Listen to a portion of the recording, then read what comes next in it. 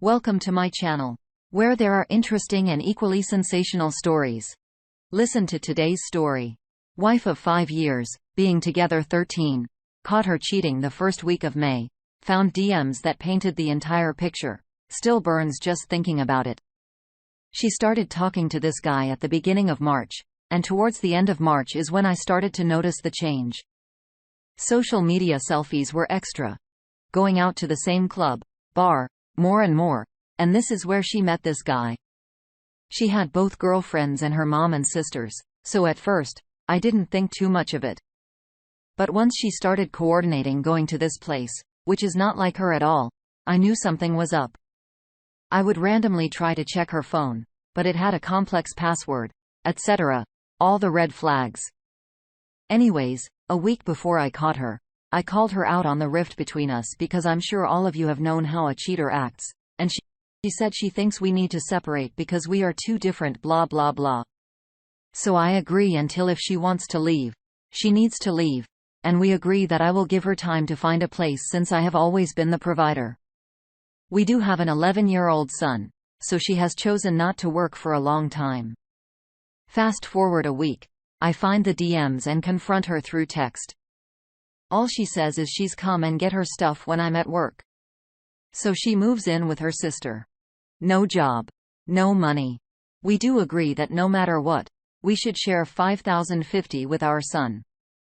May 4th was the day I caught her. There was zero contact with her the first 2 weeks.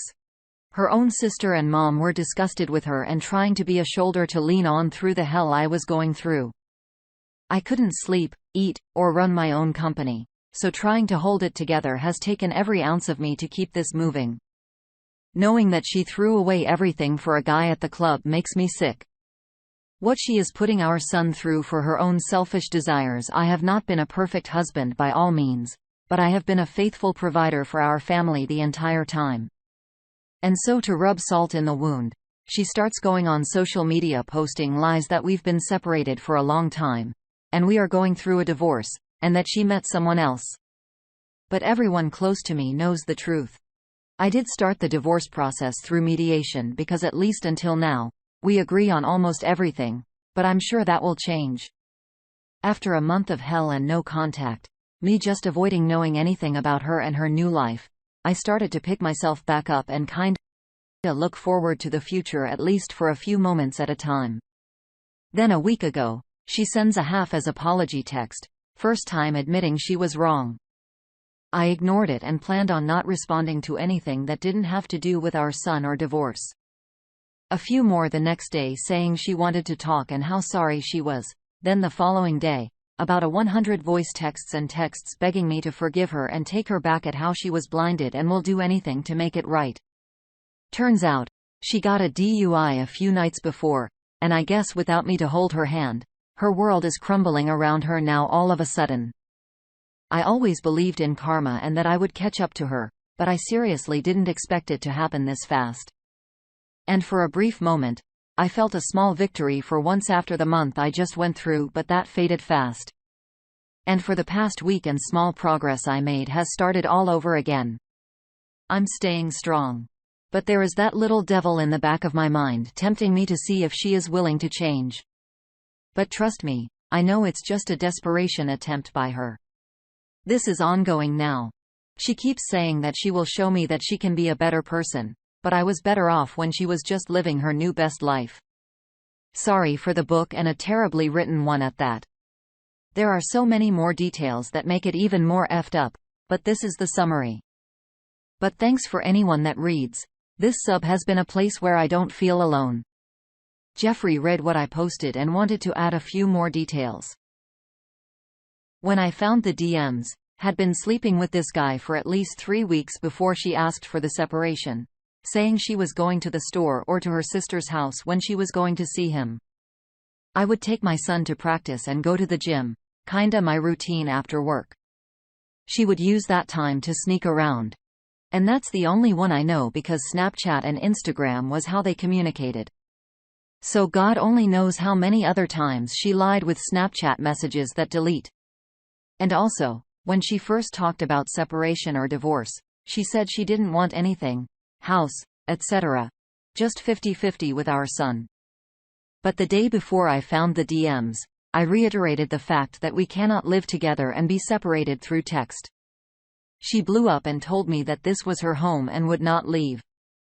And legally, if anyone needed to leave, it was me. Guess she read something on Instagram.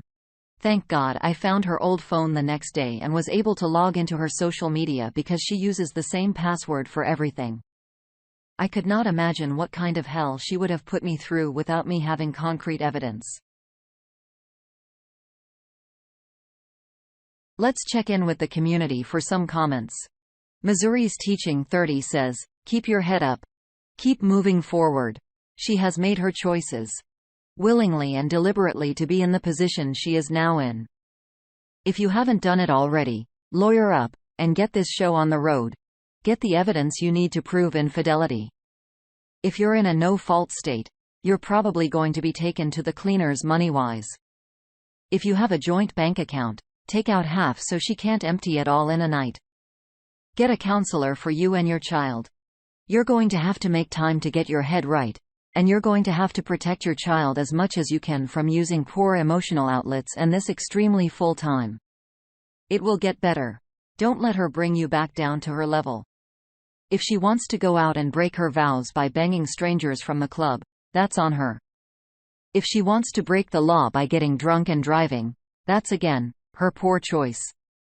If she had a problem with how the marriage was going, there were dozens of acceptable ways to go about expressing those. Infidelity isn't one of them. Good luck. Most of us have been there, and all of us will listen." The op responds with, "Thanks for the words of advice." And, "Yes, I live in a no-fault state. Shake my head." She says she doesn't want anything. The house, the business, etc. But I already know that will change and have a lawyer on standby for when that happens. Mysterious Teaching 30 responds again. Get a separation agreement written out, signed, and notarized while she is in an amicable mood.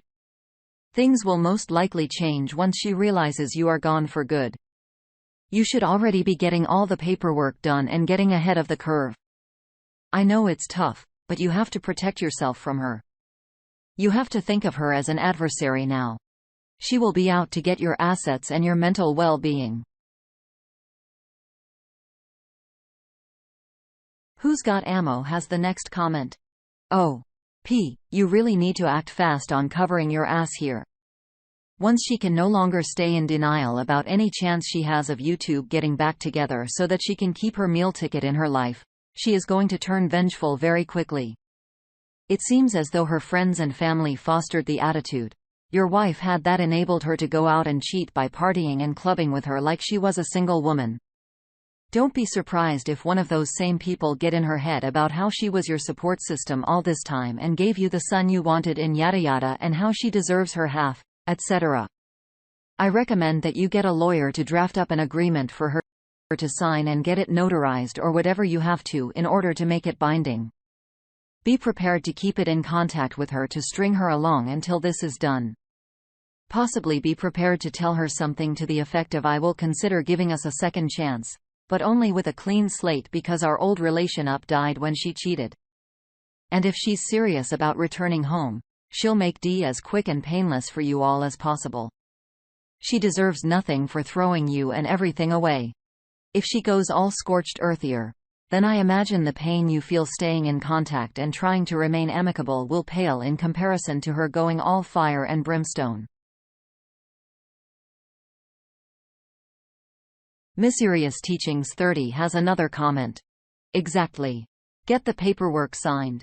Get all the evidence you can get, the child abandonment written down, the clubbing, the wild and reckless behavior. Anything you can use to keep the judge fair to you. She will lie to judges and lawyers and put on the water anytime she can.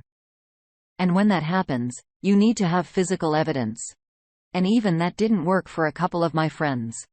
The court system is completely biased in a woman's favor." Our next comment comes from Empty Directory. "You're getting some gold advice here. For your and the kids' sake, use it. Once the trust is gone, No holds barred. The op responds. Very good advice. Thank you. I agree I should take advantage of this remorse to get things in writing. Just knowing her. She will change once she knows I'm not wavering. We are in a no-fault state. But do you think if we have things in writing saying I keep all the assets in the house, the court will sign off on it? I know I will have to pay child support and possibly spousal support, which I guess is way more than she deserves. A few lawyers have said I may have to buy her out of the house even if she says she doesn't want any parts of it, at least not yet. Who's God Ammo has her last comment. It's hard to say what any judge will do.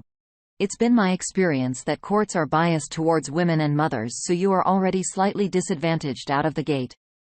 She can actually lobby on your behalf, though, that she doesn't want these things, which may or may not be accepted by the judge. I'm not going to pretend that this is going to be easy, but I would take inspiration from your soon-to-be ex-wife, the way she so easily lied and cheated on you, and I would lie to her.